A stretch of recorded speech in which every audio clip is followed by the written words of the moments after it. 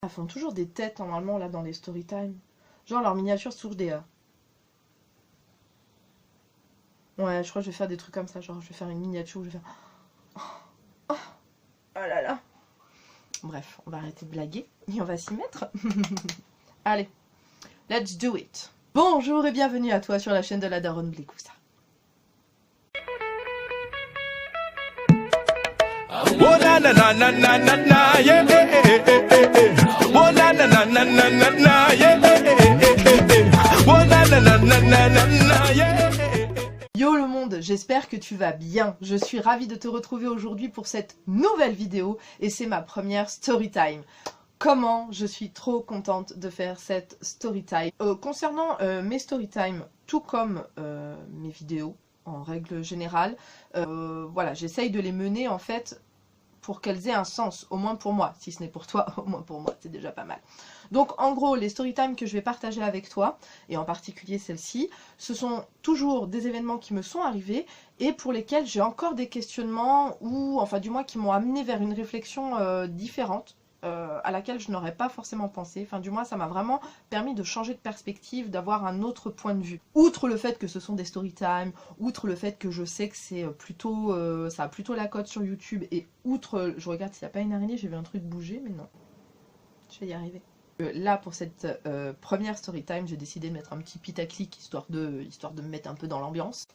On n'a pas meilleur public que soi-même, donc voilà. De toute façon, je pense que j'ai un peu trop parlé. Donc on va arrêter de parler et on va s'y mettre. Pour cette story time déjà, on va faire un bond dans le temps. Nous avons besoin de remonter en l'an de grâce 1998-1999. Oui, je sais, ça date d'il y a très longtemps. C'était ma dernière année de lycée, donc mon année de terminale, et j'allais passer mon bac. Dans cette classe de terminale, c'est qu'il y a toujours un ou deux élèves en plus qui arrivent par rapport à l'année de première, des élèves en fait qui ont loupé leur bac et qui retapent leur année. Donc là, il y avait une jeune fille qui retapait son année, qui avait loupé son bac et tout ça. Et très très vite, on s'est tous et toutes bien... Je dis toutes parce qu'en littéraire, généralement, il y a plus de meufs que de mecs, hein, soyons bien clairs. Elle a été très très vite intégrée, on l'a vite voilà, mise dans notre groupe et on partageait plein de choses avec elle. Une fille qui sortait beaucoup, qui buvait beaucoup, qui se droguait également. Alors divers drogues, mais bon généralement c'était le cannabis, mais je sais qu'elle a testé d'autres petites choses.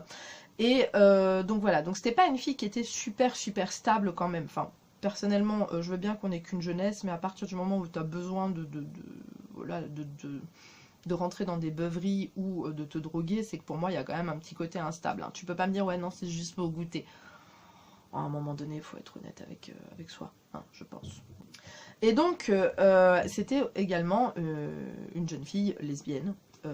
Moi ça ne me dérange absolument pas, je n'ai jamais été choquée par la sexualité des autres, ça ne m'a voilà, ça m'a jamais interpellée. J'étais même plutôt fière de pouvoir avoir des amis qui étaient vraiment de tout horizon, de toute culture, de toute religion et de toute donc orientation sexuelle différente, parce que pour moi voilà ça permettait de ne pas faire, de montrer aux gens qu'on pouvait vivre ensemble, qu'il n'y avait pas d'amalgame, qu'il n'y avait pas d'ambiguïté, enfin qu'il n'y avait pas tout ça. Donc du coup, voilà, moi au contraire, ça allait tout à fait on va dire dans mon côté humaniste que j'avais à l'époque où j'étais un peu dans le genre un peu peace and love, tu vois. Donc allez, on se tient tous par la main, on fait une ronde hein, et on chante tous du John Lennon.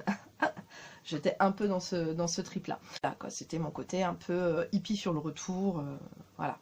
On venait juste de finir nos épreuves du bac, il faisait super beau, c'était, enfin bon voilà, la pression commençait à retomber. Et donc on était installés sur les pelouses et tout ça, on était en train de fumer nos clopes, parce qu'à l'époque j'étais fumeuse, hein, je fumais des cigarettes, oui. Voilà. Et là, donc ma copine en question me tend une cassette audio. Alors, pour la jeune génération, la cassette audio, c'est un modèle très ancien qui nous permettait de pouvoir enregistrer des musiques ou notre voix et de pouvoir les écouter de manière portative dans un Walkman, l'ancêtre de l'iPod, si on veut aller par là. Donc je rentre chez moi le soir et je mets donc la musique en route. Et là, c'était donc une chanson de Mylène Farmer. Je n'ai rien contre Mylène Farmer, soyons bien d'accord, mais je comprends pas. voilà, c'est une artiste que j'ai du mal à comprendre, que ce soit dans ses textes, dans sa créativité, dans ce... Enfin bon...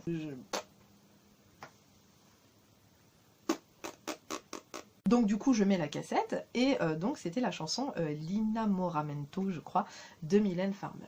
Toi qui n'as pas su me reconnaître,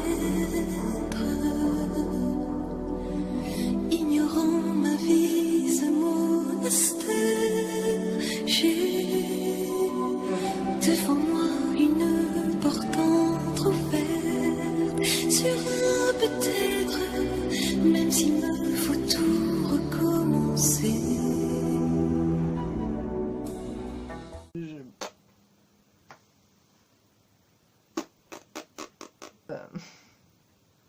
Voilà, c'était pas très clair dans ma tête après avoir écouté de la musique, mais je me doutais qu'il y avait un truc un peu anguille sous roche, quoi, tu vois. J'appelle une de nos copines qu'on avait en commun, et je lui dis, enfin, je lui explique un petit peu la situation. Elle me dit, ah ouais, ça sent le roussi pour Watt, meuf. Ok, bon, j'en parle avec ma cousine, avec qui je m'entendais super bien à l'époque, et tout ça, pareil, alors... ouais aussi, hein, ça sent le roussi pour toi, hein, je pense qu'il y a quelque chose à creuser. Panique et tout ça, on va faire comme si de rien n'était, et je pense que ce sera, ça va lui passer. Il faut savoir qu'à l'époque je faisais du théâtre, et comme chaque fin d'année en fait on avait des représentations d'une pièce, enfin d'une ou plusieurs pièces, enfin en tout cas d'un spectacle qu'on avait monté de A à Z. Donc elle vient me voir jouer un soir. Et à la fin de la représentation, on va fumer une cigarette dehors, et elle voulait absolument, je me souviens que le lendemain c'était la Gay Pride, et elle voulait absolument que je l'accompagne à la Gay Pride.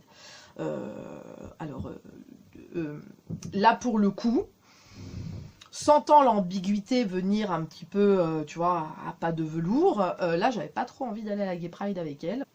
C'était pas méchant de ma part en fait, mais à ce moment-là, je lui en voulais un petit peu de mettre, en fait, de brouiller l'idéal que j'avais. Voilà, ma copine est lesbienne et je m'en bats les reins, et il n'y a pas d'ambiguïté entre nous et tout va bien. Elle a un peu cassé mon idéal, quoi. Ça m'a un peu, j'étais un peu énervée contre elle, mais enfin, quand je dis énervée, c'était au fond de moi, hein, j'allais pas lui dire les choses telles quelles. De là, en fait, avant de se quitter, elle me donne une lettre. Forcément, quand je rentre chez moi, je lis cette fameuse lettre qui était bel et bien une lettre d'amour enflammée. Elle me dévoilait tous ses sentiments. Là, je n'avais plus aucun doute possible. La lettre, je l'ai gardée, dis-toi bien, mais bon, je me dis non, ça se fait pas de partager ça sur YouTube, ça sert à rien. Le truc est, c'est que même si à cette époque-là, franchement, les mecs et moi, c'était pas ça du tout. Voilà, j'avais pas de copains, j'étais complètement dans mon monde, encore une fois. Mais pour autant, j'avais pas du tout envie d'aller voir des meufs, quoi. Donc je me suis dit, bah, je dois être honnête avec elle, je vais pas la laisser en suspens, ça se fait pas. Ça va être difficile, mais je vais lui écrire, parce que je me sentais pas de l'appeler, hein, soyons honnêtes. Je vais lui écrire une lettre à mon tour, et je vais lui expliquer que bah, je nourris pas en fait les mêmes sentiments qu'elle, et que je n'ai surtout pas envie de la blesser. Ce qui était vrai, parce que franchement c'était une copine que j'aimais beaucoup en tant que personne. Elle avait vraiment une sensibilité à fleur de peau, et voilà quoi. Elle me touchait en fait par ses sentiments un peu de mal-être et tout ça. Certainement que c'était un peu un reflet de miroir que j'avais de moi-même, sauf qu'on ne l'exprimait pas de la même façon, mais comme moi aussi j'étais quelqu'un d'assez pas bien dans ma peau, petit aparté psychologique, je vais arrêter de dire « et donc », parce que ça commence à bien faire, hein. On va arrêter de dire n'importe quoi. Toujours est-il que je lui ai dit les choses telles quelles, on avait gardé nos numéros, donc on s'envoyait des SMS de temps en temps, et comme beaucoup, enfin comme ça arrive à beaucoup de gens, une fois qu'on a passé le lycée et qu'on est inscrit dans d'autres facs, enfin qu'on en suit tous des études différentes, ben on se perd de vue. Et je l'ai retrouvé quelques années plus tard en fait sur Facebook. Donc moi j'étais déjà avec mon mari, on avait déjà notre fils aîné. Et je crois que mon cadet venait de naître, ou en tout cas était en passe de naître. Mais je crois qu'il était né parce que je crois qu'on avait déménagé. Bref, on s'en fout. Mais on s'en fout. Mais on s'en fout. Elle s'était mise en ménage avec un autre garçon, et elle me disait que tout allait bien et tout, qu'elle avait trouvé un gars hyper compréhensif, enfin bon bref et tout, donc génial. Elle avait surtout l'air d'avoir trouvé quelqu'un qui aimait bien l'alcool et la fumette. Mais bon. Et puis au bout de quelques mois, j'ai plus eu de nouvelles à nouveau. Bon, ma foi, j'espérais que pour elle tout allait bien. Voilà. Elle est revenue sur Facebook, je crois, vers 2012 et tout ça. Et donc là, elle m'explique qu'elle s'est séparée de son copain qu'elle avait avant. Que là, elle était mariée avec une jeune fille, avec une autre jeune fille, qu'elle s'était mariée en Belgique, enfin bon, voilà quoi, qu'elle avait mené sa barque, tout simplement. Ah, je dis, bah écoute, c'est cool si t'as trouvé ta stabilité, tout ça, machin, franchement, c'est tout ce qu'on peut souhaiter à une personne, quoi, c'est qu'elle soit dans l'équilibre, au moins pour elle-même. Au fur et à mesure, sur son fil d'actualité de Facebook, il y avait de plus en plus de choses qui passaient qui me dérangeaient vraiment. Genre, par exemple, croix gammée avec la croix de l'église, en disant qu'une des deux croix avait fait plus de morts que l'autre et tout. Alors, je renie absolument pas l'histoire des croisades et tout ça, mais je trouvais vraiment quand même que la comparaison était un peu forte et tout. Peut-être, voilà, ce désir, en fait, de provoquer volontairement, un petit peu comme... c'est certainement malvenu, hein, je m'excuse au passage si jamais je blesse quelqu'un, mais c'est un petit peu comme ces défenseurs de la cause animale qui mettent des trucs hyper violents pour que les gens puissent réagir. Donc je me suis dit, bon, peut-être qu'elle essaye de faire passer un message, de faire réagir les gens et tout. Donc... Oui, fais-le. C'est le chien, le chien, n'importe quoi. C'est le chat de mes voisins.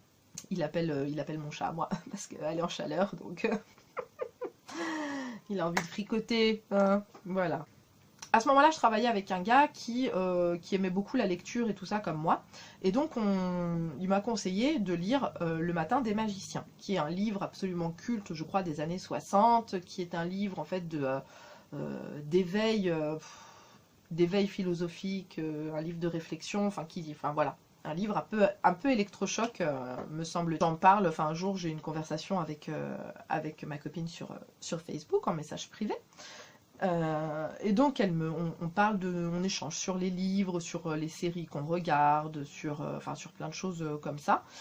Et je lui parle donc du Matin des Magiciens en disant voilà, j'ai un collègue qui m'a conseillé de le lire, mais un des deux gars est radicaliste d'extrême droite. Même si je voyais des trucs choquants passer sur sa page Facebook, jamais je n'aurais imaginé la réponse qu'elle m'a faite. Elle me répond, ma femme est une radicaliste d'extrême droite, et elle te conseille de lire Le Matin des Magiciens. Et là j'ai fait wow, d'extrême droite, comment ça, comme les radicalistes d'extrême droite, c'est comment quoi, vraiment, ça m'a un peu bloqué quand même, hein. Je t'avoue que ça m'a pas, j'étais pas hyper à l'aise, voilà. Et puis au fur et à mesure de la conversation, j'ai bien vu que ça commençait à partir dans des trucs mais trop violents pour moi, quoi. C'était des trucs trop remplis de haine. On a échangé d'une manière un petit peu assez virulente parce que du coup, elle comprenait pas ma réaction. What? You don't understand? Oh wow. Et là, elle m'a fait un petit commentaire que je vais te lire dans l'immédiat. Un peu facile comme discours. Prenez la tolérance est une chose, mais en arriver à me zapper parce que j'ai une divergence d'idées.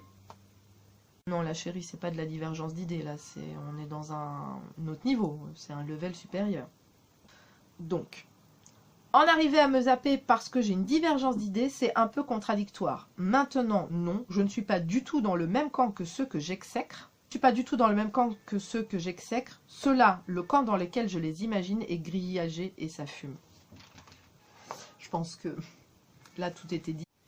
Et depuis ce jour-là, en fait, je n'ai plus de nouvelles de cette fille. Je n'ai pas cherché à en avoir. Elle n'a pas cherché à en avoir en retour. Donc bon, voilà. Nos routes se sont voilà.